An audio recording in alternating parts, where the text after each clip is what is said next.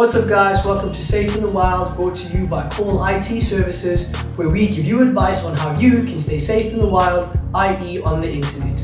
Every week, we will be giving you helpful tips and tricks on how you can enjoy the internet with its many benefits while avoiding its countless pitfalls. This week, we will be tackling the topic of privacy. It's a pretty big topic, so I'm going to split it up into a few episodes. With this in mind, I would like to lay a foundation by explaining how the internet works. With this understanding, you will be able to see the internet from an outside perspective, Neo leaving the matrix if you will. Every one of us with the privilege of accessing the internet does so through a device. A router in most cases, but it can also be your phone. Through this device, you subscribe to an internet service, usually on a monthly subscription, but can also be pay as you go, where an internet service provider offers you internet as a service. Now, the internet is just a bunch of computers communicating with each other. And the way computers communicate with each other is through an IP address. Open a web browser and visit Dr. Google. Once you're there, type, "What is my IP?" The results you get will be your IP address that your internet service provider has assigned to you so that you can communicate with other devices on the internet. It is also through this address that you can get tracked because it is associated with the identity you gave your internet service provider when you signed up for the service. On a SIM connection, this location corresponds to the nearest cell phone tower that you are connected to. Only what you expose to the internet is visible to other internet users.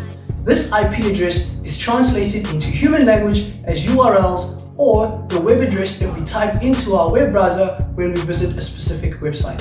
www.microsoft.com, for example.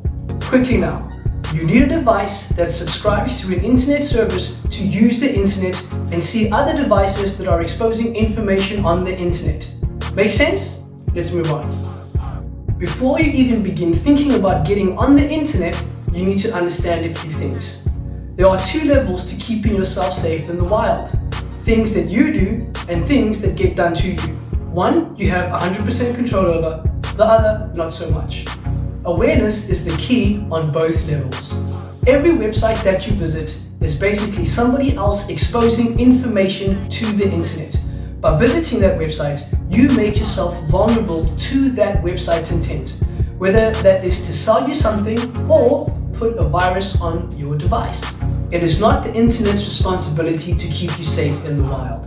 It is your responsibility to make sure that you are properly equipped to be on the internet. The internet is a powerful place, and with great power comes great responsibility. Now that we have a basic understanding of how the internet works and some key considerations, how can you protect your privacy before you jump on the internet?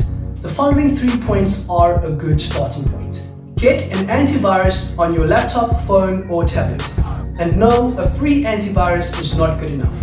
An up-to-date antivirus protects you from all known virus, malware, and spyware attacks, actively tracking every file that is run on your device while blocking and warning you about files with known virus signatures. Second point, ladies and gentlemen, please back up your data. You can take all the precaution in the world, be the most aware net ninja out there. But the fact remains that these devices that we rely on are machines, and machines break. So back up your data. Backups also help to recover data that was compromised in a virus or malware attack. Point number 3. When visiting a website, make sure that it is a secure website. How do you know if a website is secure? Every website that begins with HTTPS is a secure website. You can usually tell if a website is secure if it has a lock icon right next to the web address. Never ever share sensitive information with a website that does not begin with HTTPS or have the lock icon next to the web address. Okay, key takeaways from this episode. We connect to the internet through an internet service provider. The internet is a bunch of computers exposing information to the internet. When you visit a website, you make yourself vulnerable to that website's intent, so be aware of your surroundings. You are responsible for your activity on the internet. Be prepared before you jump on the internet.